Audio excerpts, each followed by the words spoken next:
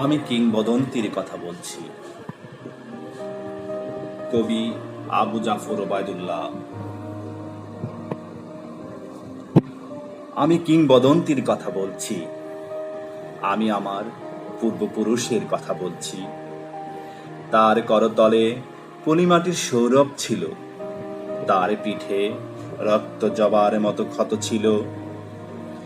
তিনি অতিক্রান্ত পাহাড়ের কথা বলতেন, অরণ্য এবং সাপদের কথা বলতেন,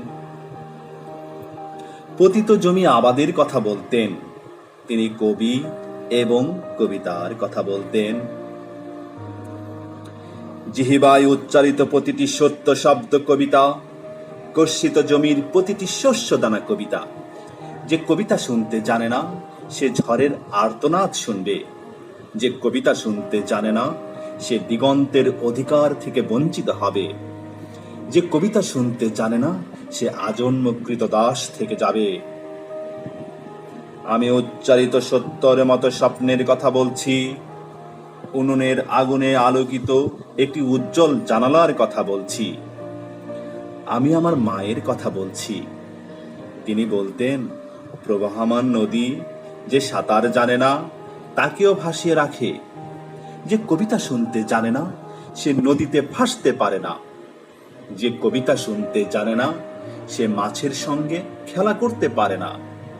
যে কবিতা শুনতে জানে না সে মায়ের কোলে শুয়ে গল্প শুনতে পারে না। আমি কিংবদন্তির কথা বলছি। আমি আমার পূর্বপুরুষের কথা বলছি। আমি বিচলিত স্নেহের কথা বলছি, গর্ভবতী বোনের মৃত্যুর কথা বলছি। আমি আমার ভালোবাসার কথা বলছি।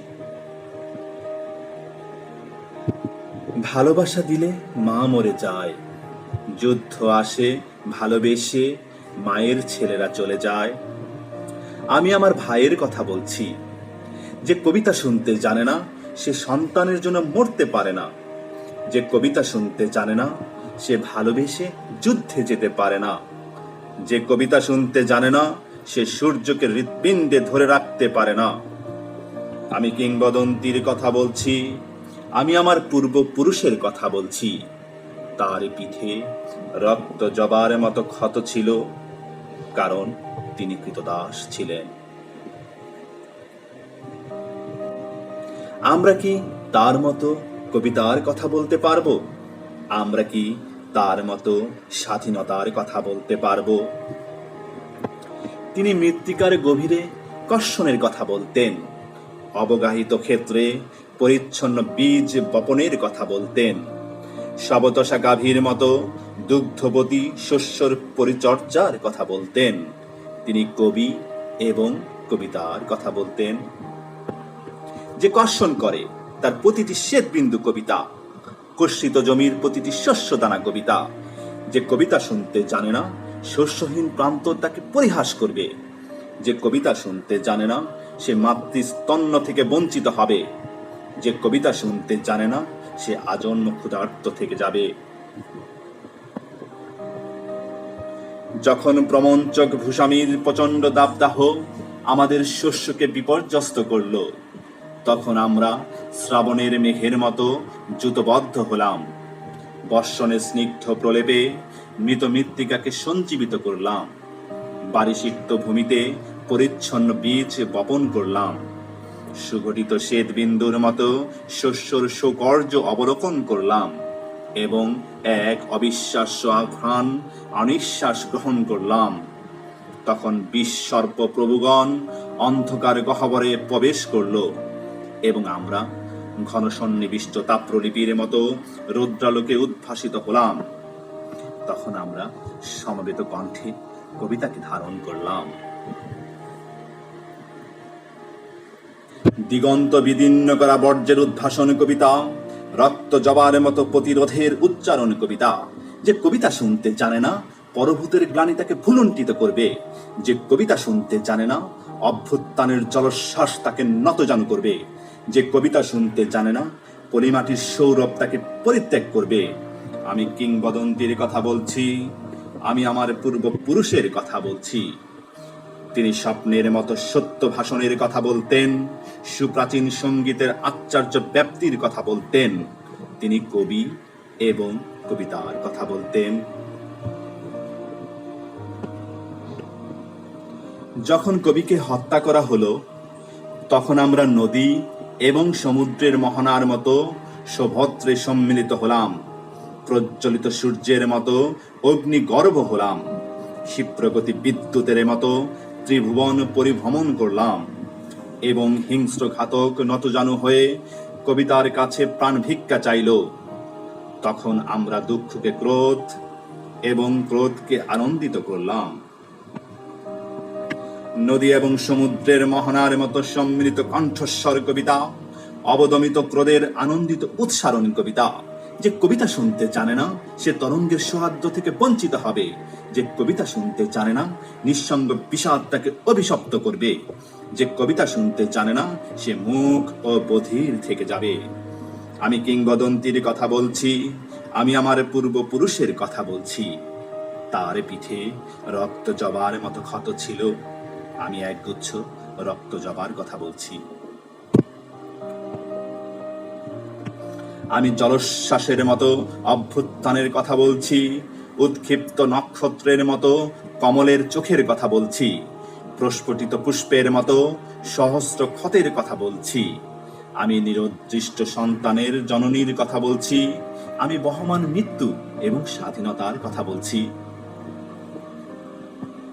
যখন রাজশক্তি আমাদের আঘাত করল, তখন আমরা প্রাচীন সঙ্গীতের মতো ঋজু এবং সংহত হলাম, পর্বত শৃঙ্গের মতো মহাকাশকে স্পর্শ করলাম, দিক চক্রবালের মতো দীর্ঘ থেকে দীর্ঘতর হলাম এবং শ্বেত সন্ত্রাসকে সমূলে উৎপাটিত করলাম। তখন আমরা নক্ষত্রপুঞ্জের মতো উজ্জ্বল এবং প্রশান্ত হলাম।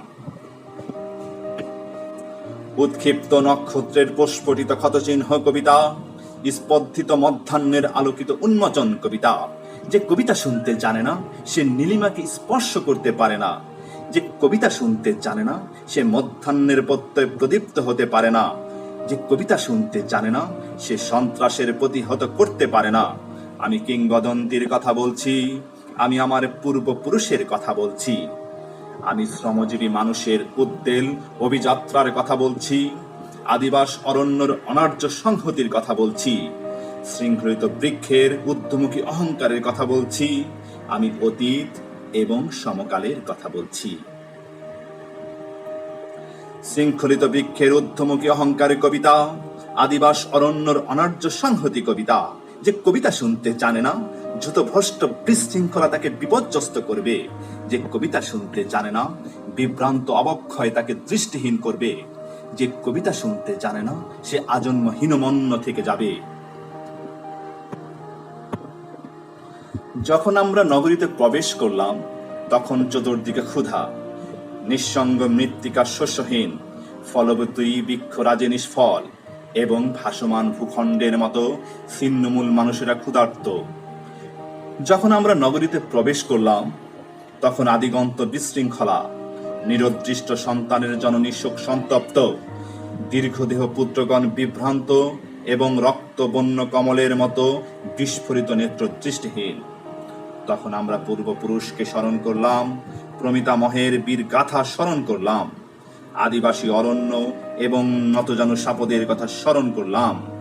তখন আমরা পর্বতের মতো অবিচল এবং ধ্রুব নক্ষত্রের মতো স্থির লক্ষ্য হলাম। আমি কিংবদন্তির কথা বলছি, আমি আমার পূর্বপুরুষের কথা বলছি। আমি স্থির লক্ষ্য মানুষের সশস্ত্র অভ্যুত্থানের কথা বলছি, শ্রেণীযুদ্ধের অলিন্দে ইতিহাসের বিচরণের কথা বলছি। আমি ইতিহাস এবং স্বপ্নের কথা বলছি। স্বপ্নের মতো সত্য ভাষণ ইতিহাস, ইতিহাসের আনন্দিত অভিজ্ঞান কবিতা। যে বিনিদ্র, সে স্বপ্ন দেখতে পারে না। যে অসুখী, সে কবিতা লিখতে পারে না। যে উদ্গত অঙ্কুরের মতো আনন্দিত, সে কবি। যে সত্যর মতো স্বপ্নভাবী, সে কবি। যখন মানুষ মানুষকে ভালোবাসবে, তখন প্রত্যেকে কবি। আমি কিংবদন্তির কথা বলছি, আমি আমার পূর্বপুরুষের কথা বলছি। আমি বিচলিত বর্তমান এবং অন্তিম সংগ্রামের কথা বলছি। খণ্ডযুদ্ধের বিরতিতে আমরা ভূমিকর্ষণ করেছি, হত্যা এবং ঘাতকের সংকীর্ণ ছায়াপথে পরিচ্ছন্ন বীজ বপন করেছি এবং প্রবাহমান নদীর সুকুমার দাক্ষিণ্যে শস্যর পরিচর্যা করেছি।